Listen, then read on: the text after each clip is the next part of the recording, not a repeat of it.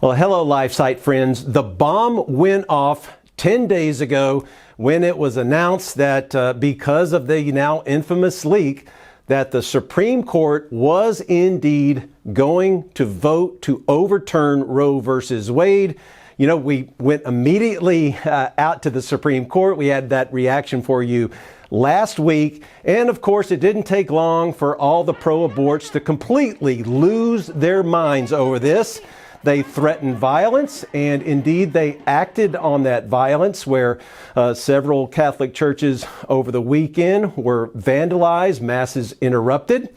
But in the midst of all of this, as they're sending out their notices, trying to get people to show up at churches, out of nowhere, the Thomas More Society, the great law firm that represents Catholics and people of faith, they represented David Daleiden. I'm sure you've heard a lot about these heroic Catholic attorneys who step into these situations, and they usually win, of course. They sent out a press release that was just amazing. It was like kaboom! All of a sudden, Thomas More comes out and says, all right, if you people want to do this, then you are going to face legal action, because guess what? It's against the law to trespass. It's against the law to vandalize. And I am so delighted to welcome right now from beautiful San Diego, California, Paul Jonna of the Thomas More Society, one of the authors of the press release that went out last week. Paul, welcome to LifeSite News, my friend. Great to be with you. Thank you, Jim. Paul, what motivated you to write that press release last week? So there was actually a letter that we sent to this organization, Ruth sent us, and along with the press release. And basically, once we became aware that this group existed, we decided to notify them that there's severe legal penalties for what they're planning to do. And so it was a letter that was signed on to by Tom Brecka, the president of the Thomas More Society, as well as my partner, Chuck Lemandry, and myself. And we sent the letter May 6th, just warning them that these planned disruptions are illegal. And we were aware that they'd already disrupted Mass at the Cathedral of St. Mary of the Assumption on February 28th of this year. And basically, this group is an extremist group that, besides encouraging and participating in disruptions during Mass, they've also recently published the home addresses of the 6 Supreme Court justices on the conservative side, and they're advocating for protests outside their house. The White House expressed disapproval about that, but they've also recently threatened that they'd burn the Eucharist. So there's a lot more I could say, but basically, when we found out about this group, we thought we'd immediately put them on notice that if they actually proceed with any of this illegal conduct, they can be subject to substantial legal penalties and civil liability as well.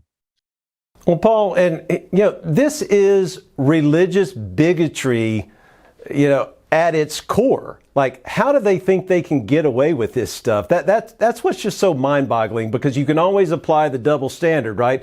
If some kind of Catholic group or some kind of conservative Christians of any kind behaved in this way at all, I mean, everyone would be aghast. These would be Nazis. This would be, finally it took the White House like 5 days to say, no, we condemn this behavior. But first of all, Paul, I just want to thank you for doing this on behalf of, all of our staff and all LifeSite readers. Thank you so much, because what I actually thought, Paul, is that it might have been a lot worse had you guys not sent that letter out. Well, we did notice that thank you, Jim. We did notice that the disruptions on Mother's Day weekend weren't as organized or as, severe as we were expecting, which is good. But, I think it's beyond just religious bigotry. I think this is, in my view, domestic terrorism. Yep. If you look into these groups, the Ruth sent us group, for example, they're trying to stay anonymous. We're not exactly sure who's in the group. They describe themselves as not really a unified organization, but a loose coalition of grassroots activists with a network across the country. They seem to be, though, connected to this revolutionary communist party and a group led by this cult-like leader, Bob Avakian, and this other group's called Rise for Abortion Rights and Vigil for Democracy. And so, they've been the rise for abortion rights has been involved in church disruptions along with revolutionary communists. There's a leader there, Soon Surah Taylor, who I think LifeSite News has reported on in the past. And they've advocated that the US government be overthrown by violent revolution. So these are not peaceful protesters. These are extremists and frankly, domestic terrorists. I mean, on Mother's Day weekend, we saw that a Molotov cocktail was thrown in the office of a pro-life group in Wisconsin. And there was graffiti on the building threatening that if abortions aren't safe, then you aren't either. And in Texas, a tabernacle was stolen from a Catholic church this last weekend, and there was vandalization and other acts of hate in several different states. So these are, if you look at the FBI definition of domestic terrorism, it's basically fits right in to that definition. Dangerous acts intended to intimidate and coerce the civilian population and intended to influence the policy of government by intimidation or coercion. So I think it's time that we label these groups what they are, which is domestic terrorists. So, Paul, what is your advice to Catholic parishes or pro-life groups? Obviously, they need to have security cameras so we can try to capture these domestic terrorists on camera. But how do you advise people like us, for example? We have an office here in Front Royal. So what would you say to us? Well, so it's important that everyone understands there is a federal law, the FACE Act, and that stands for Freedom of Access to Clinic Entrances Act. Ironically, that was a bill pushed by pro-abortion activists, signed into law by Bill Clinton. It was really intended to protect abortion clinics from interference by people that were, outside praying and protesting, not praying, but, So, but the law also includes a provision that protects, from interference at religious worship services, and so it's a pretty solid law in that sense. And so people need to be aware that anyone who disrupts a religious service is basic in a way that we're seeing here with physical obstruction or obviously with violence. But even if it's not violent, but there's physical obstruction, there's intimidation, there's attempts to intimidate, all that would subject that person to civil liability. So what people should do is remain calm, obviously call the police, document the incident if they can by recording it or have someone else do that, and then contact us at the Thomas More Society, and we'll see if we can take action in the civil courts. But I think that would be the best course of action. Obviously, stay vigilant and make sure there's a security team at your parish or at your organization so that you guys can have a plan. But the good news is there is legal recourse for this kind of conduct, separate and apart from criminal liability. There's civil liability for these people as well. So, did you hear anything back from this group? We have not, and we've realized that they're not the only group here. Like, as I've noted, there's a rise for abortion rights and other groups, and we're going to be sending out letters to all of them this week. So, whether they respond or not is that's kind of irrelevant. What we want to make sure is that they don't interfere with any worship services, and if they do, we want to take action against them, regardless of what state it is, because Thomas More Society has a network of lawyers across the United States. And we happen to be in California, but there's lawyers in many states across the U.S. And so you guys can, anyone can visit our website and reach out if there's any disruptions at any worship services, and we'll look into getting involved. Paul, it seems a little overly coincidental that all of a sudden this group Ruth sent us just suddenly appears like 2 days after the leak is leaked. It all sounds rather coordinated. Could I just get you to comment on this being leaked out? Obviously somebody who works at the Supreme Court, probably a clerk. What do you think that is all about? So let me just back up for a second and say that pro-abortion extreme groups have been planning for this for a while. So it largely had been understood that the Supreme Court was going to dismantle Roe versus Wade. I mean, all legal scholars basically were taking the view that Roe versus Wade was going to be overruled. And the groups on the other side were very much aware of this and planning for this. And for example, in California, Governor Newsom, back in September of 2021, formed this group called the California Future of Abortion Council. And their stated mission was to make California an abortion sanctuary state. And so they have all this legislation that they were planning on, basically even legalizing infanticide in AB 2223. But the point is, they were planning for this, and they were getting ready for how to respond if Roe versus Wade would be overruled. Sure.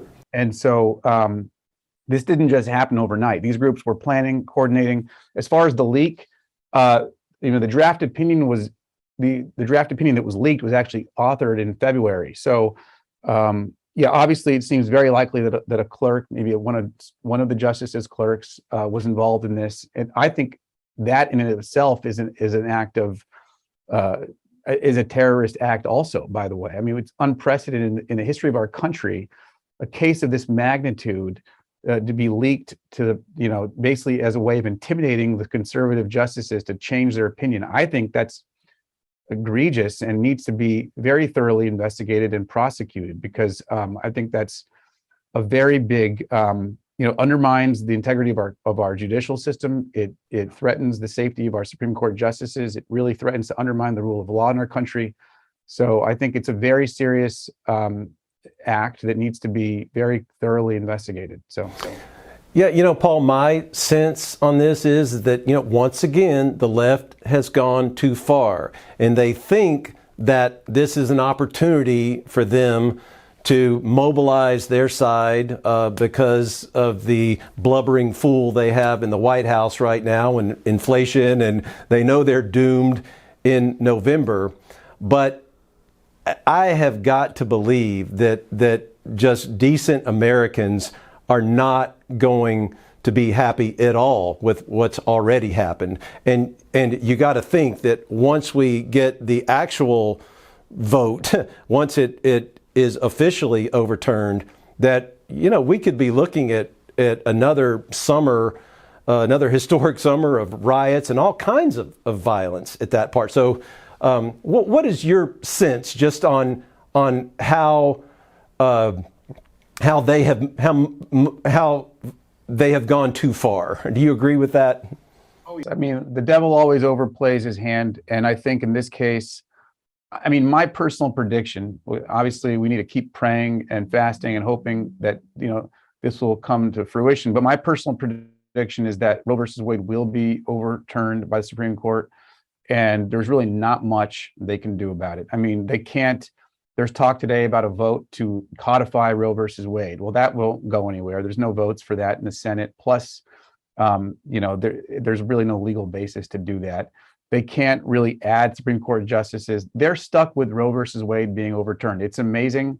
And I think that we need to be very, obviously we have to wait and see how the final ruling looks. But if that does happen, which I think it will, it's a very, very big deal. It's a very significant positive step in the right direction for our country. But yes, no question about it. This summer, and the other side, the extreme end of the other side, I should say, is gonna try to burn everything to the ground again, like they did 2 years ago. But it'll be worse. It'll be worse. But I don't think they'll be able to change the result. I don't think they'll be able to, I think that'll just expose the pro-abortion extremists for who they are. And I think it'll just alienate them even more. And I think in the long run, that'll be a very unsuccessful strategy. So I think it'll be a temporary chaos in our country. I don't think it's going to lead to anything, significant, but who knows? But I do think that this is overall great news for our country in terms of this decision being reversed. And we just have to hope and pray that the final decision looks like the draft one. Amen to that, Paul. Gosh. Well, so are you able at this point? Do you have enough evidence to go after anyone that has committed a crime in the last 10 days yet, or? Are you looking at things? Have you been contacted? We are doing a lot of research. We haven't prepared to file a case yet, but I would encourage LifeSite News viewers and people who are concerned about this issue to contact us. Let us know if there is an issue where they live, and we'll definitely look into it very seriously. But so far, we're kind of in the investigation research phase of this. Haven't prepared to file a case yet, but we are ready and able to as soon as we find out that there's evidence of a violation. So. Yep. Okay. Finally, Paul, I just got to ask you. So if I'm at Mass and I see these lunatics coming into Mass and they're disrupting and they're doing all their crazy stuff, I mean, can I physically remove them, body slam them if I have to? Like, what is your recommendation for those who are confronting these people, like when they come into church?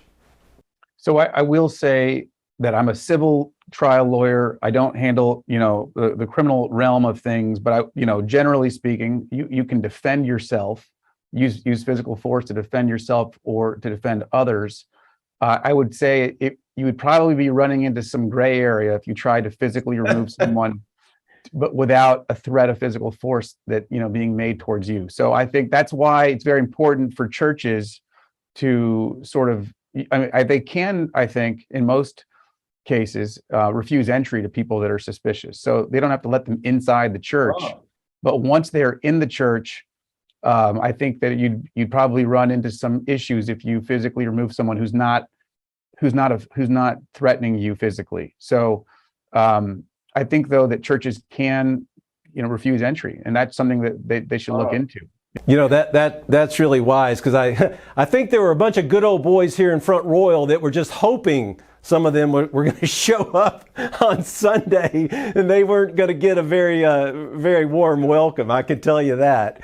But I can imagine, and I don't blame them for feeling that way. But I would say, yeah, to play it safe, it's using physical force is probably, But you're right. I mean, if you see a pack of those women with those ridiculous red outfits on, just shut the doors and say you can't come in. Let them in and call the police. Amen. Well, Paul, I know you're a busy man, and once again, thank you so much for taking the action that you took. I think that press release was so encouraging to so many people. I mean, we had it up, front and center, lead story on LifeSite. And I just think that was, it's like we've been waiting for somebody to take the initiative like that. And God bless you, brother, for doing it. Thank you, Jim. It was a team effort, but we are happy to do it. That's why we're here at the Thomas More Society. So thank you for covering it. All right. Paul Jonna from the Thomas More Society with us today from California. Paul, thanks so much. And I hope we'll be able to check back in with you as things develop, sir. Absolutely. Thanks, Jim. Thanks for having me. Thank you, Paul.